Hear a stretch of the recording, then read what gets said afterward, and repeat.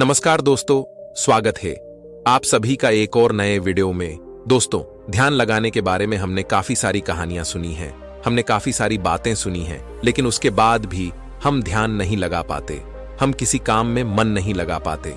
आखिर ऐसा क्यों होता है और ऐसी क्या वजह है जिस कारण जब भी हम कोई कार्य करना शुरू करते हैं तो हमारा मन भटकने लगता है, हमारे मन में तरह तरह के विचार चलने लगते हैं और हम उस कार्य पर ध्यान ही नहीं लगा पाते। तो अगर आप भी इस समस्या से जूझ रहे हैं तो आज की जो कहानी है ये आपके लिए बहुत ही महत्वपूर्ण होने वाली है। तो इस कहानी को अंत तक जरूर देखिएगा।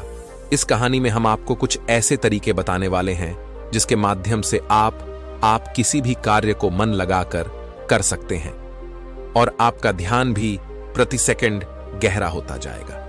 दोस्तों, एक समय की बात है, एक नगर में एक बहुत ही प्रसिद्ध गुरुवर रहा करते थे। वह बहुत ही विद्वान और बहुत ही ज्ञानी थे। लोग उनके पास अपने समाधान के लिए बहुत दूर दूर से आया करते थे और उनके आश्रम में उनके कई शिष्य भी उनके साथ रहा करते थे।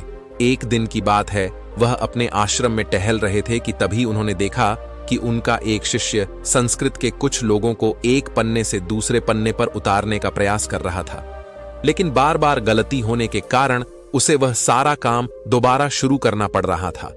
कई बार प्रयास करने के बाद आखिरकार वह थक गया और हार मान ली। तभी उसकी नजर उन गुरुवर पर पड़ी। जब उस शिष्य ने उन गुरु को देखा तो उन्हें प्रणाम किया और अपनी समस्या बताते हुए वह उन गुरुवर से कहता है, हे गुरुवर, मैं करीब 2 घंटों से नए पन्ने पर उतारने की कोशिश कर रहा हूं, लेकिन बार बार न जाने क्यों मुझसे गलती हो जा रही है, न जाने क्यों बार बार मेरा मन भटक जा रहा है। मैं हर बार अपने मन को साधने की कोशिश कर रहा हूं, लेकिन बार बार मुझसे कोई ना कोई गलती हो ही जा रही है और इसी कारण मुझे बार बार यह काम एक नए सिरे से शुरू करना पड़ रहा है। आखिर ऐसा क्यों हो रहा है?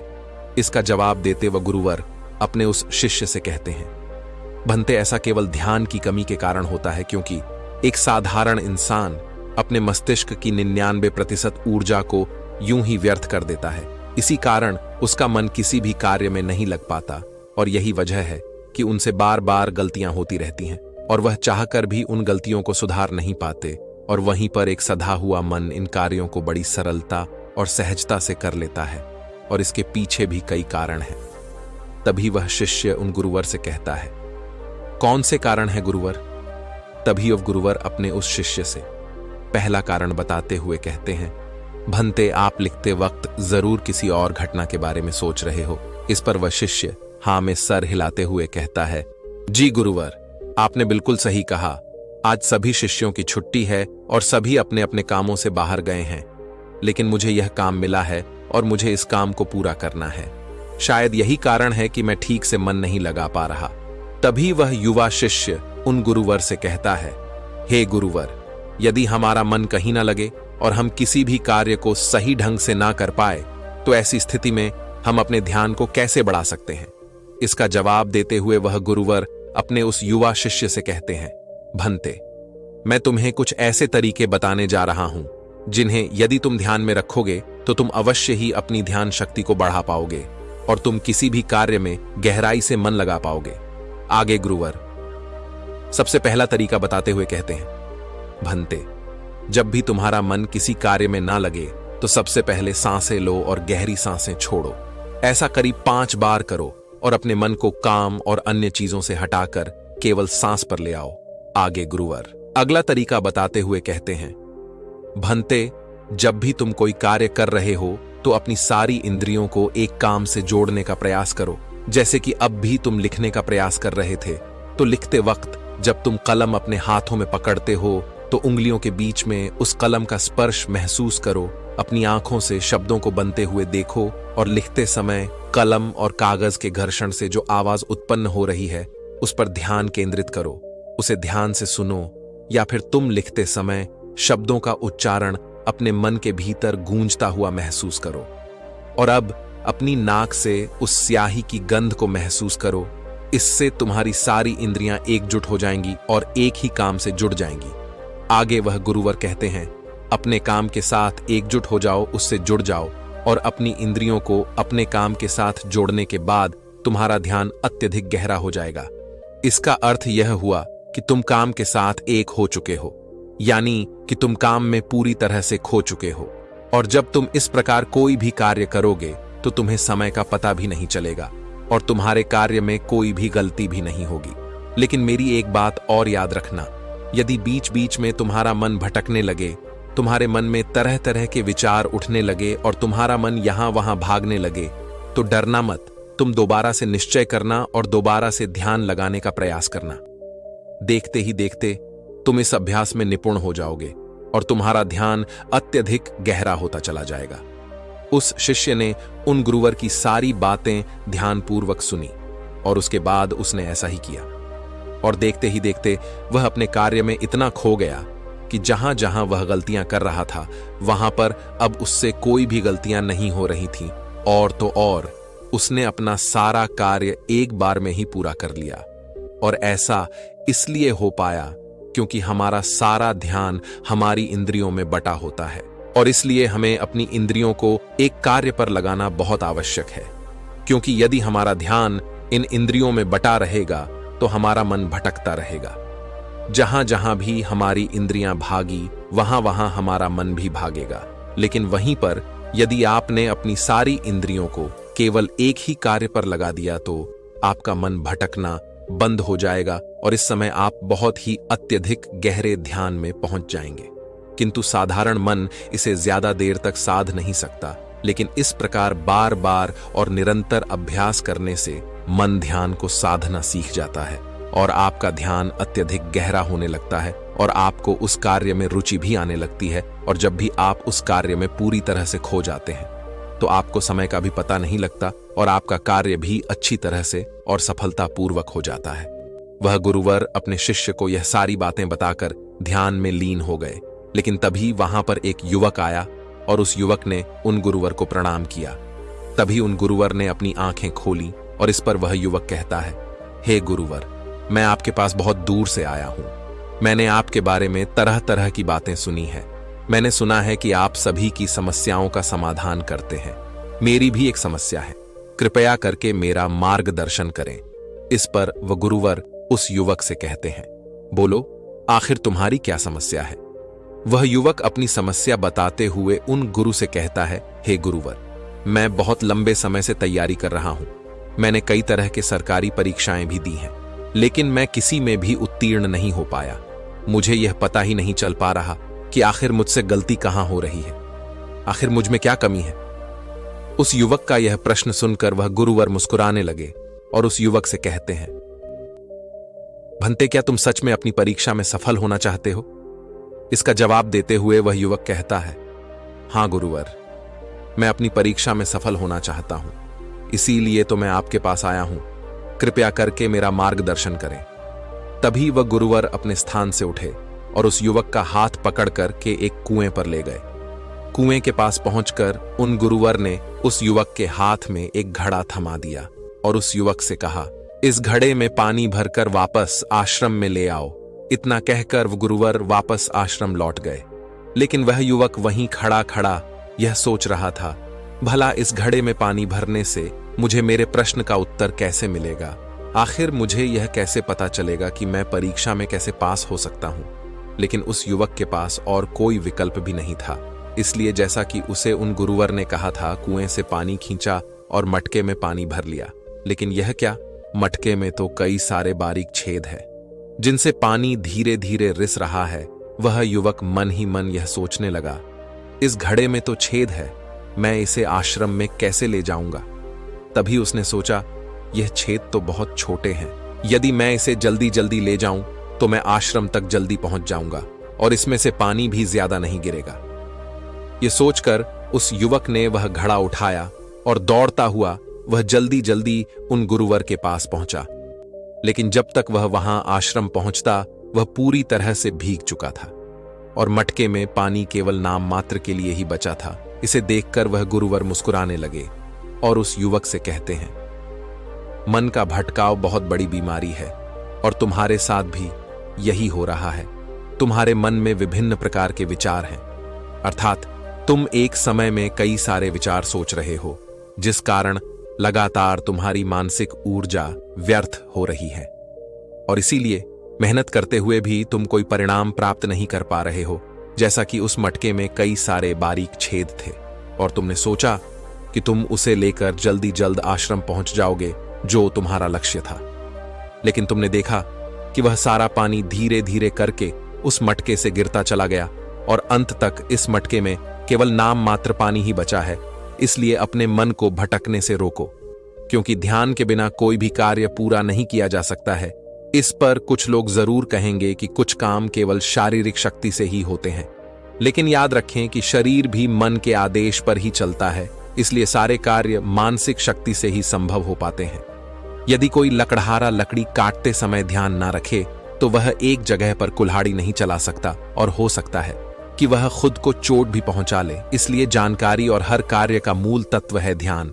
और यदि तुम अपने जीवन में कुछ बड़ा हासिल करना चाहते हो, इस परीक्षा में सफल होना चाहते हो, तो तुम्हें एक जगह तो ध्यान लगाना सीखना ही होगा, क्योंकि तुम जैसी आदत डालोगे वैसा ही तुम्हारा मन बनता चला जाएगा। इसलिए जब भी तुम छोटे से छोटा कार्य भी करो तो उसे पूरा मन लगाकर करो। ऐसा करने से हमारे मन का स्वभाव बदलने लगता है और हम किसी भी कार्य में मन लगाने लगते हैं। और यदि एक बार तुमने इसमें निपुणता हासिल कर ली तो तुम्हें सफलता अवश्य मिलेगी। तभी वह युवक उन गुरुवर से कहता है, किंतु गुरुवर, जब भी मैं पढ़ने बैठता हूं तो मन में तरह तरह के विचार आने लगते हैं और मैं मन के उन विचारों में हटा चला जाता हूं। मैं चाहकर भी अपने मन को रोक नहीं पाता। ऐसी स्थिति में मैं मन के उन विचारों को कैसे छोड़ सकता हूं? इस पर वह गुरुवर मुस्कुराते हुए उस युवक के हाथों में गिलास थमा है और उस गिलास में लबालब पानी भर देते हैं और उस युवक से कहते हैं, यह गिलास जो तुम्हारे हाथ में है, इस गिलास में से एक भी बूंद पानी नीचे नहीं गिरना चाहिए, इसे पकड़ कर रखो। इस पर वह युवक कहता है, लेकिन कब तक? इसके जवाब में वह गुरुवर उस युवक से कहते हैं, जब तक यह गिलास मैं तुम्हें नीचे रखने के लिए ना कहूं। उस युवक ने उन गुरुवर की बात मान ली और तत्परता के साथ गिलास लेकर वह खड़ा हो गया। आखिर में उसे भी तो अपनी योग्यता उन गुरुवर को साबित करनी थी। शुरू में सब कुछ ठीक चल रहा था, लेकिन कुछ ही देर बाद उसके मन में तरह तरह के विचार उठने लगे और यह सोचने लगा, आखिर यह सब करने से भला क्या होगा? मैं चाहे कितनी भी कोशिश कर लूं, लेकिन मेरा मन मेरे बस में नहीं आने वाला। मैं उस पर नियंत्रण नहीं साध सकता। मैं कभी नहीं बदल पाऊंगा। यह सोचकर वह लड़का मन ही मन असहज होने लगा। वह लगातार कोशिश करता रहा, लेकिन अब उसके शरीर के हिलने से बार बार पानी गिलास से नीचे गिर रहा था और जमीन पर फैल रहा था। यह देख वह गुरुवर उस युवक से कहते हैं, बेटा, जब तक तुम्हारा मन शांत था तब तक पानी की एक बूंद भी गिलास से नीचे नहीं गिरी, लेकिन जैसे ही तुम्हारे मन में तरह तरह के विचार उठने लगे, तुम्हारा शरीर भी वैसी ही प्रतिक्रिया देने लगा और तुम्हारे शरीर की प्रतिक्रिया देने के कारण गिलास से पानी नीचे गिरने लगा और जमीन पर फैलने लगा। आगे और गुरुवर उस युवक को समझाते हुए कहते हैं, बेटा, जैसे गर्म लोहे पर हथौड़ी की चोट पड़ती है तो वह एक नया आकार लेता है, ठीक उसी तरह से एक विचार छोटे हथौड़े के जैसा होता है, जिसकी चोट से इंसान का शरीर, व्यक्तित्व और मन आकार लेने लगता है। अर्थात तुम्हारा यह मन ग्लास में पानी की तरह है और यह बहुत आसानी से भटक जाता है, विचलित हो जाता है। यदि तुम चाहते हो कि ग्लास में भरा हुआ यह पानी शांत रहे, तो इसके लिए तुम्हें अपने मन को शांत रखना होगा। इसके बाद गुरुवर उस युवक को कहते हैं, अब इस ग्लास को एक बार फिर से पकड़ो और अपना सारा ध्यान अपनी सांस पर ले आओ। सांसों को अपने पेट में, सीने में आता जाता महसूस करो। हाथ में जो दर्द है, जो असहजता हो रही है, उसे जाने दो। मन में जो विचार आ रहे हैं उन्हें जाने दो। खुद को यह याद दिलाओ कि तुम मन नहीं हो, बल्कि मन को देख रहे हो।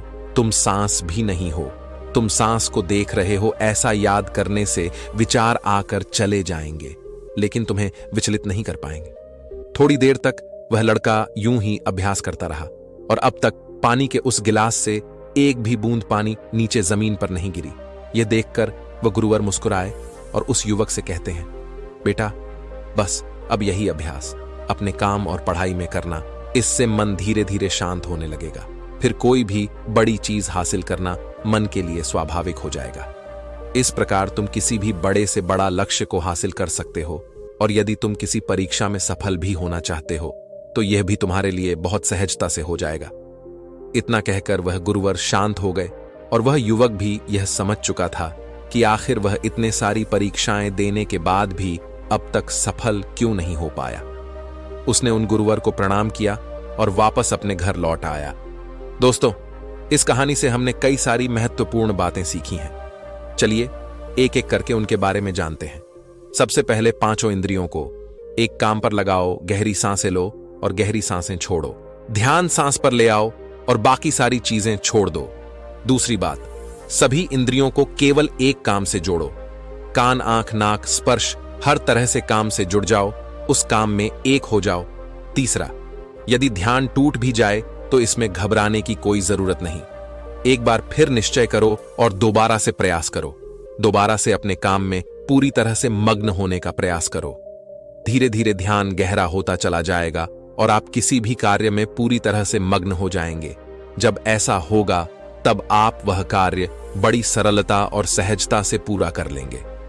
इस बीच जो समय लगने वाला है उसका भी अंदाजा आपको नहीं लग पाएगा और साथ ही ना तो वह काम आपको बोझ लगेगा और ना ही आप उस काम को करने में उबाऊ महसूस करेंगे।